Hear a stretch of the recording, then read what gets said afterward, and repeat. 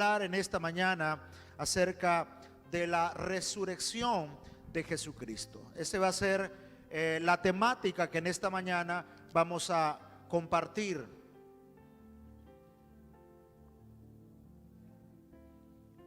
Primera de Corintios capítulo 2, verso 1 en adelante. Dice: así que, hermanos, cuando fui a vosotros para anunciaros el testimonio de Dios, no fui con excelencia de palabras o de sabiduría. Eso lo dice Pablo, que era un hombre muy preparado, muy letrado, muy conocedor de muchos idiomas y de muchas culturas. Dice Pablo: pues me propuse no saber entre vosotros cosa alguna, sino a Jesucristo. ¿A quién? A Jesucristo y a este crucificado. Y estuve entre vosotros con debilidad y mucho temor y temblor. Y ni mi palabra ni mi predicación fue con palabras persuasivas de humana sabiduría, sino con demostración del Espíritu y de poder. Vamos al verso 5. Para que vuestra fe no esté fundada en la sabiduría de los hombres, sino en el poder de Dios. ¿Cuántos alaban al Señor en esta mañana? Dice Pablo que nuestra fe no esté fundada en la sabiduría, en la filosofía de este mundo, en la filosofía o en la sabiduría terrenal, sino en aquello para lo que Dios nos ha escogido. Muchas veces nosotros somos aficionados, diría, a la lectura, a los poemas, a las frases célebres de grandes escritores. Pero, hermanos, no hay nada más poderoso que la palabra del Señor. No hay nada más poderoso que la predicación del Evangelio de Jesucristo. La esencia y la predicación del mismo o del Evangelio que nosotros predicamos no estaría completo ni tendría un efecto transformador en nosotros si no es que hablamos de Cristo. Podemos comenzar hablando de Abraham y cada uno de los patriarcas, de los profetas, de los grandes hombres de Dios en la historia, y al final terminaríamos hablando de Jesucristo, porque Él es el centro de nuestra predicación. Él debe de ser el centro de nuestro mensaje. Cuando el Señor dio la orden a predicar su palabra, Él mencionaba tres elementos que voy a rápidamente mencionar, valga la repetición de palabras. Dice el Señor: id por todo el mundo y predicad el Evangelio a toda criatura. La palabra id es una orden imperativa para todos. ¿A dónde tenemos que ir? Al mundo. ¿Cuál es el mundo? Es el terreno para poder cumplir el llamado que Dios le ha hecho a la iglesia. No el llamado que Dios le ha hecho al pastor para predicar, el llamado que Dios le ha hecho a la iglesia. Yo no sé si en esta mañana estoy hablando con la iglesia del Señor, pero el terreno para poder cumplir el llamado es el mundo. Es ahí donde se necesita la predicación del Evangelio.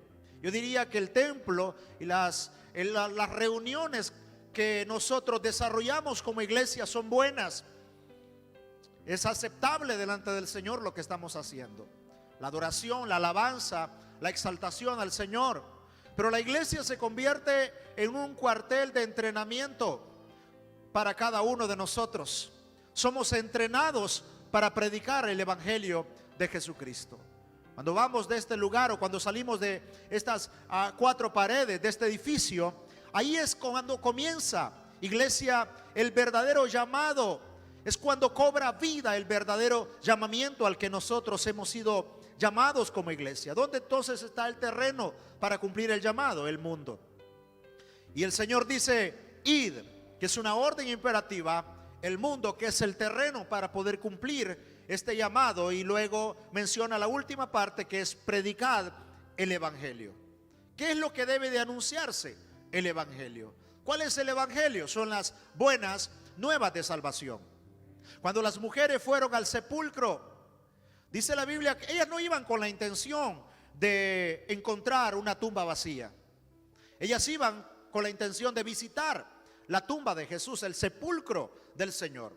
Llevaban algunas especias aromáticas, una forma de poder embalsamar el cuerpo del Señor y de poder, ¿cómo le puedo decir?, honrar el cuerpo de Jesús. Pero cuando llegaron a aquel lugar, dice la Biblia que se encontraron con un sepulcro abierto, con una piedra que había sido removida. No cualquier piedra, no cualquier roca, era una enorme roca que no podía ser movida. Es más, tenía un sello que era el sello romano, y ese sello no podía ser violentado. Era totalmente prohibido. Y además de ello, habían guardias que estaban, ¿cómo le puedo decir? Estaban vigilando el cuerpo. No vigilaban todos los cuerpos en sí, pero el cuerpo de Jesús tenía algo muy particular, algo muy singular, que era el profeta para muchos de los judíos. Para el pueblo de Roma era el enemigo de Roma. Así que, hermanos, le colocan guardias para que puedan vigilar la tumba del Señor. Y cuando las mujeres llegan a aquel lugar, se encuentran con una tumba vacía y regresan para dar las buenas nuevas, para decirle a la gente, a los discípulos, que el maestro ya no está ahí, que Jesús ha resucitado. Y ahí es cuando comienza, hermanos, a cobrar vida el evangelio, que son las buenas noticias, las buenas nuevas de salvación. Yo creo que toda predicación tiene que tener elementos basados en la palabra de Dios, fundamento bíblico, para poder nosotros, como dice Pablo en la última parte de ese verso que leímos, verso 5, por favor me lo colocan en pantalla, dice que nuestra fe no esté fundada en la sabiduría de los hombres. Si yo viniese a este lugar a predicar acerca de otros filósofos, acerca de otros hombres famosos en la historia, no tendría ningún sentido para que usted esté aquí. No tendría sentido de que usted pueda venir a alimentarse de otro tipo de filosofías. Pero Pablo dice que nuestra fe no está fundamentada o no está fundada en la sabiduría de los hombres, sino en el poder de Dios, el mismo poder que resucitó a Jesucristo de entre los muertos. Amén, iglesia.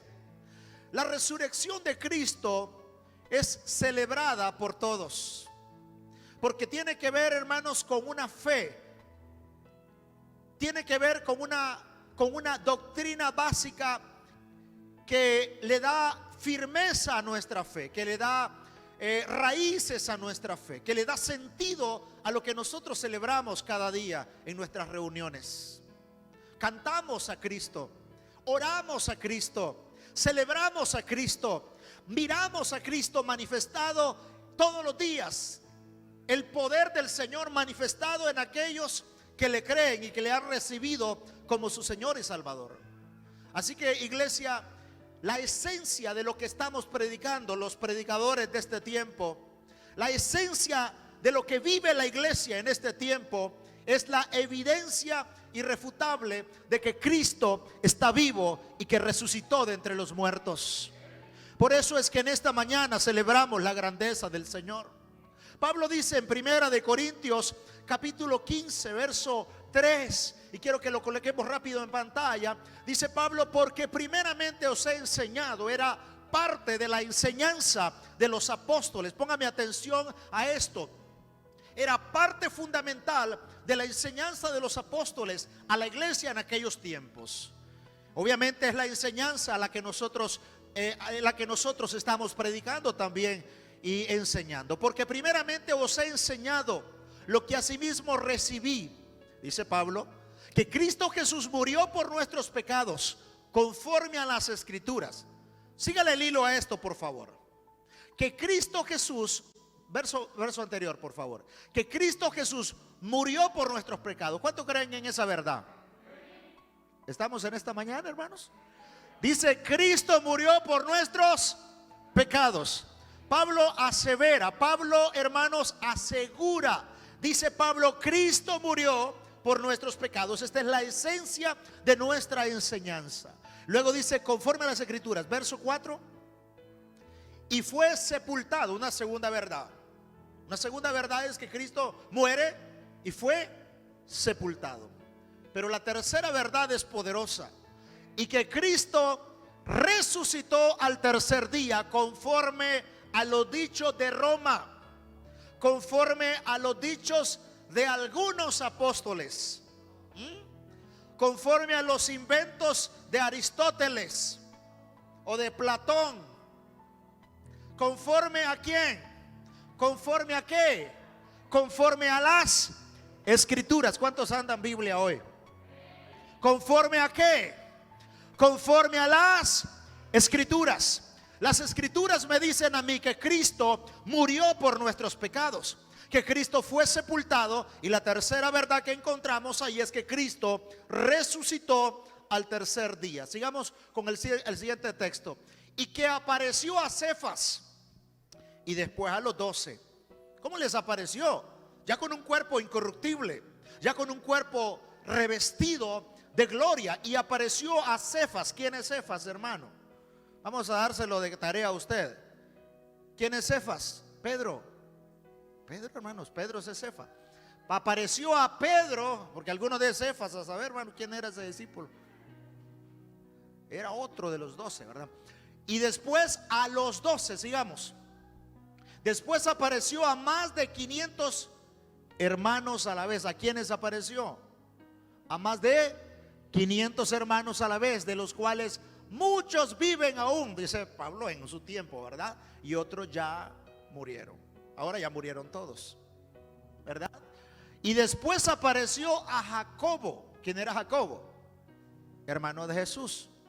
Hermano de Jesús, hermano biológico, diríamos, de Jesús. Después apareció a Jacobo, después a todos los apóstoles. Y de último, o el último de todos, como a un abortivo, dice Pablo, me apareció a mí. Como a un abortivo, dice Pablo, bueno, por último me apareció a mí, pero lo importante es que me apareció. Es como que usted diga, yo hubiera deseado aceptar a Cristo en el tiempo suyo, le dice a alguien que ya tiene muchos años de estar en el Señor. Pero hermano, por último se le apareció a usted también. Amén. Y por último el Señor hizo el milagro de la salvación en usted. Amén, hermanos. ¿Sabe que la resurrección de Cristo nos da esperanza de vida eterna a nosotros? Porque si Él resucitó, también nosotros resucitaremos con Él. Un escritor escribía lo siguiente. Dice este escritor: la resurrección ha traído consigo 3 frutos fundamentales para el hombre. Número 1, venció la muerte. ¿Quién ha vencido la muerte? ¿Quién ha vencido la muerte aparte de Jesucristo? ¿Quién venció la muerte? ¿Quién, hermanos, ha vencido la muerte? Nadie. Adán, Moisés, el profeta Elías, ningún profeta ha podido vencer la muerte. Es más, Lázaro resucitó pero volvió a morir otra vez. Nadie ha podido vencer la muerte. Nadie ha podido vencer. La muerte quedó burlada. Por eso es que la Biblia dice: ¿dónde está, oh sepulcro? ¿Dónde está, oh muerte, tu aguijón? ¿Dónde está, oh sepulcro, tu victoria? ¿Cuál era la victoria del sepulcro? Dejar el cuerpo de Jesús ahí. Esa es la victoria de los sepulcros.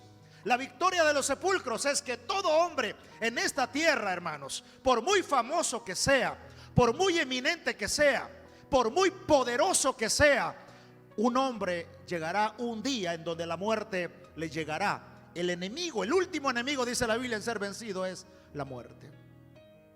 Entonces la verdad que esta persona menciona es que dice que hay 3 frutos fundamentales para el hombre en la resurrección de Cristo. Número 1, Jesús ha vencido la muerte.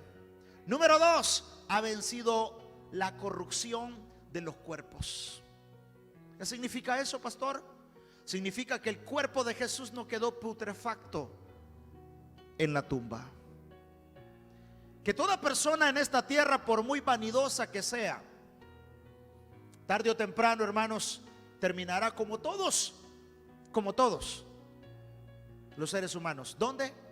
Yace en un ataúd, comido de gusanos, su cuerpo putrefacto, ¿sí o no?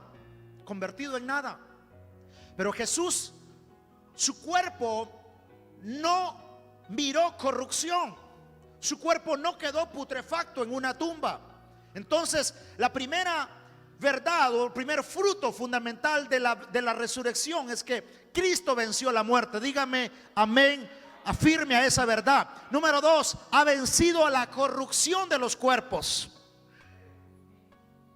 ¿Qué significa, pastor? Significa que el día que usted y yo vayamos a la tumba, y juntamente con todos aquellos hombres de Dios y mujeres de Dios que han muerto a través de la historia, hermanos, y que han muerto en Cristo Jesús, nuestros cuerpos, a pesar de que nuestros cuerpos queden en una tumba, un día se levantarán victoriosos. Un día esa tumba, al igual que la de Cristo Jesús, quedará vacía. ¿Cuántos alaban al Señor? Seremos transformados con cuerpos incorruptibles. Y el tercer fruto que esta persona menciona es, que este escritor menciona es, y ha abierto, dice, las puertas al paraíso. Ha abierto las puertas, yo le diría, ha abierto las puertas y la oportunidad a una vida eterna. Buda, Mahoma, Confucio, para uno José Smith, ninguna religión ha tenido el efecto tan poderoso que Cristo tiene en el corazón del hombre. ¿Sabe usted que hay personas que han tratado de opacar, de empañar la resurrección del Señor? Han tratado de meter en duda y de burlarse de la fe cristiana, burlarse de aquellos que creemos en el Señor. Les contaba la vez pasada acerca de un cineasta famoso llamado James Cameron. Este hombre, hermanos, en un documental, un hombre que busca, ¿cómo se llama esto? Hace excavaciones para encontrar tumbas, para encontrar, ¿cómo es que se le llama eso? Edificios o cosas antiguas, cosas que datan de muchos siglos atrás. Y dice él que él asegura que encontró una tumba, que es la tumba de Jesús. Y él dice que Jesús está ahí en esa tumba, porque encontró en esa tumba el nombre de Jesús. Ahora, esa verdad dicha por él, porque no es una verdad realmente, una verdad absoluta, es una verdad dicha por él, es totalmente antibíblica, totalmente anticristiana. Y dice que encuentra la tumba de Jesús, y juntamente con la tumba de Jesús él afirma que encuentra la tumba de María Magdalena, que fue la esposa del Señor, y que Jesús tuvo un hijo llamado Judá, y los tres fueron sepultados en Jerusalén. Cuando iba a hacer el lanzamiento de su documental, él creyó tener un impacto fuerte a nivel de Latinoamérica o de qué sé yo, donde sale cualquier documental, Norteamérica. Creyó tener un impacto fuerte acerca de esta verdad, que era su verdad, pero no era la verdad de Dios, no era la verdad del cristianismo. Y el impacto que él tuvo fue muy, pero muy mínimo. Muy mínimo. Probablemente aquellos que rechazan al Señor o aquellos que profesan ser ateos hayan celebrado esto, pero no la iglesia del Señor, no nosotros. Dijo un escritor también, y recogí esta frase que este hombre menciona. Él decía, él no era un hombre cristiano, pero menciona algo como esto. Dice: teniendo en cuenta la enorme cantidad de personas reales que han tratado de fundar religiones, dice él, y han fracasado, parece imposible que un movimiento religioso mundial, o sea el cristianismo, pudiera haberse originado en torno a alguien ficticio. O sea, hablando de Jesús, para algunos es ficticio. Dice él que es imposible que un movimiento mundial, porque hay millones de cristianos en el mundo entero que profesamos una fe, Dice que este movimiento mundial pudiese haberse originado en torno a alguien ficticio que fuera fruto de lo que hoy equivaldría, dice él, a una estrategia publicitaria. Dice él, es imposible. Todas aquellas personas que intentaron fundar religiones fracasaron, han fracasado. Pero hay alguien que no ha fracasado, y es Jesucristo, el Hijo de Dios. Es aquel a quien ama nuestra alma. La verdad irrefutable, hermanos, la evidencia, irrefutable de su resurrección es los testigos, aquellos que han sido testigos de lo que el Señor ha hecho. Pero no solamente eso, sino hay una evidencia del poder de Dios. La religión en sí misma es vacía. La religión, o más bien fundada por cualquier hombre, puede ser hueca, vacía, sin sentido alguno. He encontrado, por ejemplo, en la historia personas que fundan religiones, fundan algunos movimientos y terminan suicidándose, terminan, hermanos, con suicidios colectivos, juntamente con sus falsos profetas. Pero aquellos que hemos creído en el Señor, yo como pastor, por ejemplo, no digo poseer una verdad absoluta en sí mismo. Yo creo nada más en lo que la Biblia dice. Y lo que yo hago como pastor o como predicador es hablar lo que el Señor dice. ¿Dónde? En su palabra. Y mi fe no está fundada, hermanos, en reglas humanas. Mi fe está fundamentada en el Evangelio de Jesucristo. Hay una evidencia del poder de Dios. Yo no sé en esta mañana cuántos podríamos dar testimonio de lo que el Señor ha hecho en nosotros. Pero a través del mayor milagro que hemos recibido, nosotros podemos testificar lo que el Señor ha hecho. ¿Cuál es el mayor milagro? Diga conmigo: la salvación. Pero dígalo con fuerza: la salvación. ¿Cuál es el mayor milagro que hemos recibido nosotros? La salvación. Una verdad irrefutable, hermanos, es la evidencia del poder de Dios. Cuando el cojo de la Hermosa estaba pidiendo unas monedas, dice la palabra de Dios que se encuentran con Pedro y Juan. ¿Quién es Pedro y Juan? Eran dos de los discípulos más cercanos al ministerio o al corazón de Jesucristo. Si hay algo que sabían Pedro y Juan era, hermano, ellos habían visto una y otra vez cómo Jesús levantaba paralíticos, cómo Jesús resucitaba muertos. Ellos habían visto la evidencia palpable, física, de lo que Cristo era capaz de hacer en el corazón del hombre. Si usted no es capaz de poder manifestar a Cristo a través del poder que está en usted, hermanos, entonces necesitamos conocer a Cristo de verdad. Cuando venían de orar, dice la Biblia que aquel hombre pide algunas monedas y Pedro le dice: no tengo plata ni oro, pero lo que tengo te doy. En el nombre de Jesús, levántate y anda. ¿Qué es lo que tengo? No tengo plata ni oro. ¿Qué tiene usted? ¿Plata y oro? ¿Qué tenemos nosotros, iglesia? ¿Conocimiento de la Biblia? ¿Qué tenemos nosotros? ¿Años de experiencia en el Señor? ¿Qué tenemos nosotros? Trayectoria. Podríamos hablar de cuántas cosas que podríamos tener, y estas cosas podrían enorgullecernos a nosotros y decir: bueno, yo tengo 20 años de estar en Cristo, o yo tengo 10 años de estar en la iglesia. Yo soy aquí, yo tengo tantos títulos de la iglesia, tengo tantos discipulados. Pedro y Juan dijeron: no tengo plata ni tengo oro, pero lo que tengo te doy. Diga conmigo: lo que tengo te doy. ¿Qué es lo que tenían ellos? La evidencia de su poder. No tengo plata ni oro. Si hay algo que trastorna las tinieblas, si hay algo que confunde al diablo, si hay algo que las tinieblas le tienen temor, le tienen pánico, es cuando el poder de Dios se manifiesta a través de la iglesia. Y usted está aquí y dice: pastor, ¿cómo dice, pastor? ¿Qué dijo? ¿Cómo dice que dice la Biblia? Hermanos, es increíble cómo la iglesia del primer siglo manifestaba el poder de Dios o el poder de la resurrección de Cristo. Es impresionante. Por eso es que las multitudes se convertían a Cristo. Había una evidencia del poder de Dios. Dice la Biblia que el pueblo encontró, los apóstoles encontraron favor para con el pueblo. Había evidencia del poder de Dios.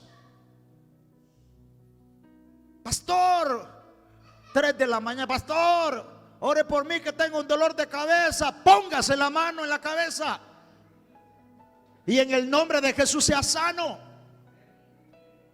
Pastor, quiero que ore por los alimentos. Cómaselos usted y ore usted. ¿Sabe usted que, hermano, que hay una dependencia terrible de la iglesia? No hablando de esta iglesia, estoy hablando de la iglesia en general. Hay una dependencia al liderazgo, porque somos incapaces de poder manifestar el poder de Dios. Pastor, fulano se endemonió. ¿Usted cree que le puede sacar los demonios? Vaya, sáqueselos usted. Es que le tengo miedo, pastor. Al diablo le tiene miedo.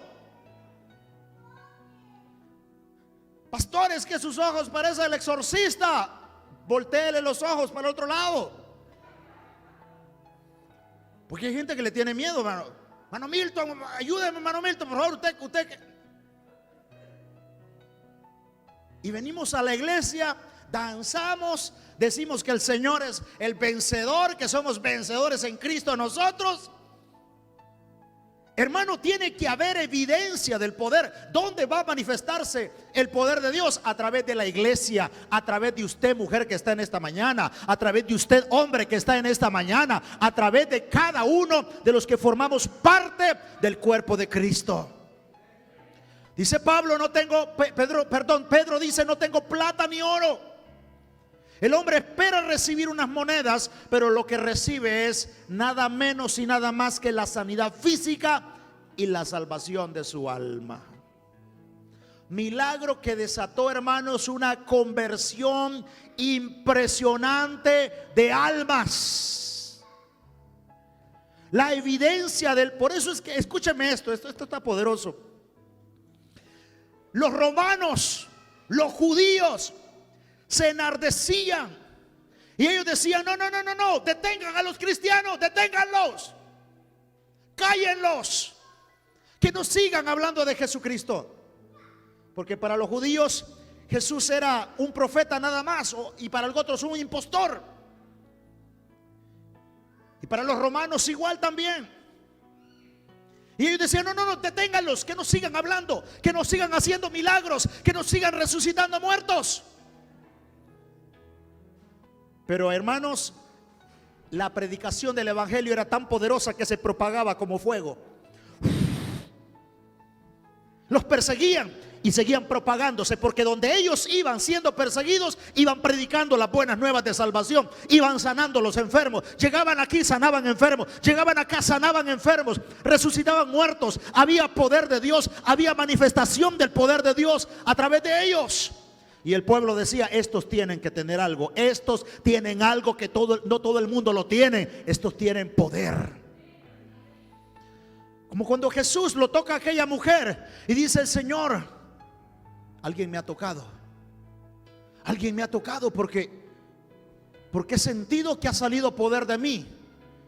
Y los discípulos dicen: no, Señor, todo el mundo te toca. No, es que alguien me ha tocado con propósito, alguien me ha tocado con intención. Alguien vino y me tocó y salió poder de mí.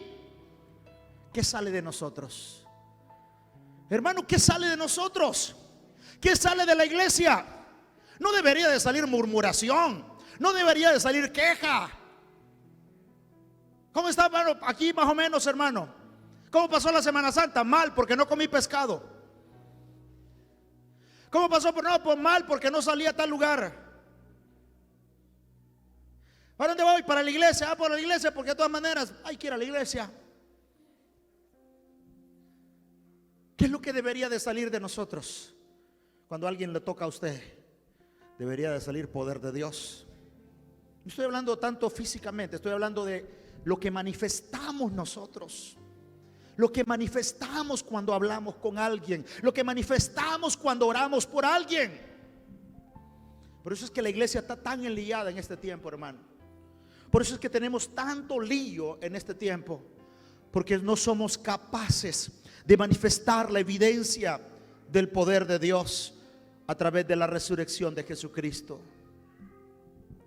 El endemoniado de Gadara, cuando es libre de la legión que lo atormenta, el Señor le dice: regresa a casa en tu sano juicio y cuéntale a los tuyos cuán grandes cosas ha hecho Dios contigo. La evidencia de su poder. Cómo el endemoniado podía demostrar que Cristo era real y que era el Hijo de Dios. El endemoniado que había estado, hermano, o el ex endemoniado, que dice la Biblia que lo ataban con cadenas y por nadie podía ser sostenido. Llega al pueblo, llega a su pueblo, como cuando usted llega al pueblo donde usted es, pues, si es que usted no es de Talanga, ¿verdad? Y lo ven transformado. Llega el endemoniado, todo el mundo le tenía miedo. Y dice el endemoniado: hey, no me tengan miedo, ya no rompo cadenas. No, ya no ando en los sepulcros, mírenme. Hey, ¿qué pasó? ¿Qué pasó contigo?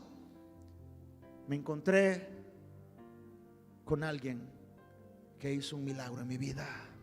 Me encontré con alguien que cuando manifestó su poder en mí, todos los demonios se fueron. Las cadenas de mi corazón y de mi alma se hicieron pedazos y ahora soy libre.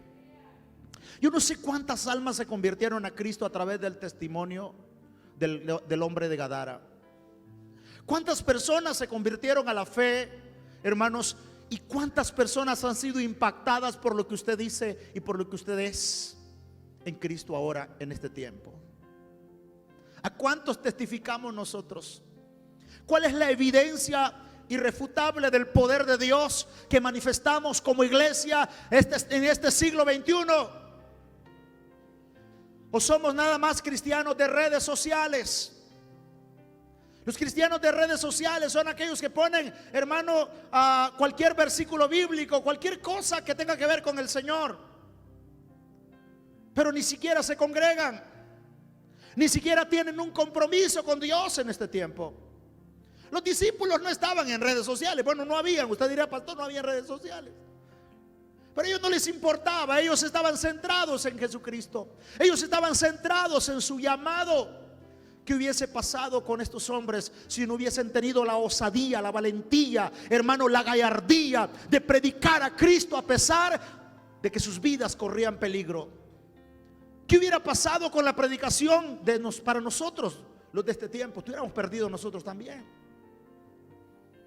Pero hubieron grandes hombres de Dios que se entregaron por causa de Cristo, por causa suya, por causa mía. Hubo una evidencia irrefutable del poder de Dios a través de ellos. Si la gente le pregunta a usted si Cristo está vivo, usted dígale: véalo en aquellos matrimonios que han sido restaurados. Mire por favor a Cristo a través del exdrogadicto, aquellos que han sido libres de las drogas, del alcohol, mujeres que habían estado en depresión, gente que había estado a punto de quitarse la vida. Cristo llegó y transformó su vida, transformó su pensamiento, transformó su corazón. Eso solamente el Señor puede hacerlo a través de su poder. ¿Cuántos alaban al Señor, iglesia? Hay algo que los fariseos no tenían y que Cristo sí lo tenía, y era manifestación del poder. Los fariseos predicaban y nada pasaba. Predicaban y no llenaban nada, porque no hablaban de nada, de casi nada, hablaban de ellos mismos. Pero cuando Cristo hablaba, las multitudes se agolpaban, las multitudes, hermanos, estaban cerca. Ellos sabían que había algo en Jesucristo. Ellos sabían que había algo en el Señor. 3 días estuvieron sin comer, escuchando al Señor hablar. Cuando Jesús alimenta a las 5,000 personas, 3 días. Señor, no tienen nada, los vas a despachar. Señor, despáchalos porque no tienen nada que comer. Ya 3 días aquí, Señor. Y dice el Señor: no los vamos a despachar. en ayuno, vamos a darles de comer también. Pero hermanos, si era tanta la sed, escúcheme esto, era tanta el hambre que había en aquella gente. Cuánta obstinación hay en el cristianismo hoy en día. Cuánta obstinación hay en la iglesia hoy en día. Se congregan un día, pasa algo en ese día y dicen: con esto tengo para toda la semana o para toda la quincena. Ya me llené, ya escuché la palabra de Dios, ¿para qué voy a ir al siguiente culto? Porque somos conformistas. Por eso no pasa nada en nosotros. Por eso no pasa nada a través de nosotros. Aquella gente estaba buscando el rostro de Dios. Aquella gente sabían que Cristo había resucitado. Oigan, los discípulos sabían. Dice la Biblia que se le apareció a los 12, a 500 personas. Se le aparece a la gente, a las mujeres, hermanos. Se le aparece a toda la gente. Y dice que cuando Jesús había resucitado, había alegría en el pueblo. Había gozo. Los discípulos que habían estado encerrados con temor por ser apresados, ellos también. Jesús viene y se les aparece en medio y les dice: paz a vosotros. Pedro y Juan, que habían dejado, hermanos, habían dejado la predicación y se habían ido a pescar. Cuando ellos se encuentran con el Señor y con el pescadito asadito ahí, hermanos, junto a la orilla del mar, dice la Biblia: Él es. Ellos sabían que Cristo había resucitado. Tiran las redes, tiran las barcas y hacen un compromiso y un pacto hasta la muerte con el Señor. ¿Cómo alguien puede decir que Jesús no está vivo? Nadie puede morir por una mentira. Nadie es capaz de morir por mentiras, pero sí morir por una verdad que está plasmada, marcada en el corazón nuestro. Los fariseos criticaban el ministerio de Cristo, pero ellos eran incapaces de poderlo manifestar. Y termino en esta mañana diciendo: la resurrección de Cristo, iglesia, es la sustancia del efecto transformador que tiene la palabra viva que hoy nosotros predicamos. Escuche esto. Ayúdame alguien en el teclado, por favor. El efecto transformador de su palabra. Primera de Corintios capítulo 2, versículo 4. Leámoslo, por favor. Primera de Corintios capítulo 2, versículo 4. Vamos a ver, rápido, por favor. ¿Dónde están? Primera de Corintios 2, 4. Verso 4. 2, 4. 2 dije, no 15. 2, por favor. Dice: y ni mi palabra ni mi predicación fue con palabras persuasivas de humana sabiduría, sino con demostración del Espíritu y del poder. Dice la Biblia que la palabra tiene el poder para quebrar el corazón del hombre. Es como martillo, dice la palabra, que quebranta o que quiebra la piedra, como el fuego que purifica. Cuando la palabra de Dios llega, hermanos, en sustancia a nosotros, en esencia, confronta nuestros corazones y nos cambia. A través de la palabra el Señor dice: vayan y muéstrense al sacerdote, a los 10 leprosos. Y mientras iban por el camino, ¿qué dice la Biblia que hicieron? El poder de la palabra los limpió y los 10 fueron sanos. El poder de la palabra es Jesús dormido en la barca, los discípulos desesperados porque la barca se estaba hundiendo. Jesús despierta y ordena a través de la palabra que el mar se sosiegue, enmudezca. A través del poder transformador de la palabra, Jesús llama a Lázaro, que su cuerpo, hermanos, estaba putrefacto, descompuesto. Ya tiene 3 días, Señor, ya hiede. Y el Señor dice: quiten la piedra.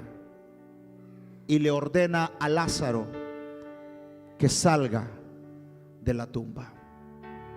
y devuelve la vida. El poder de la palabra de Jesucristo sana al siervo del centurión, aquel hombre que dice la Biblia que le dijo: Señor, no soy digno de que vayas a mi casa, llegues a mi techo. No soy digno de eso, Señor. Solamente di la palabra y mi siervo sanará. Hay oraciones que hemos hecho desde esta plataforma, desde ahí donde usted está. Oraciones en cualquier parte del mundo de alguien que a usted le pidió, le pide oración a usted, y usted dice la palabra nada más con autoridad.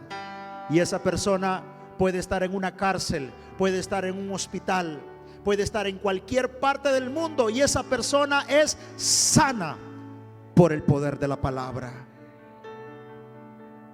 ¿Cuántos creen eso? No necesita poner manos cuando no puede ponerlas o imponer sus manos. El poder transformador de la resurrección de Cristo nos empodera, nos capacita, nos entrena para poder llevar las buenas nuevas de salvación y ser esperanza a este mundo, iglesia. El efecto transformador de la palabra no tendría sustancia alguna, no tendría esencia alguna, si no es que nosotros creemos que Cristo vive y mora y se manifiesta a través de nosotros.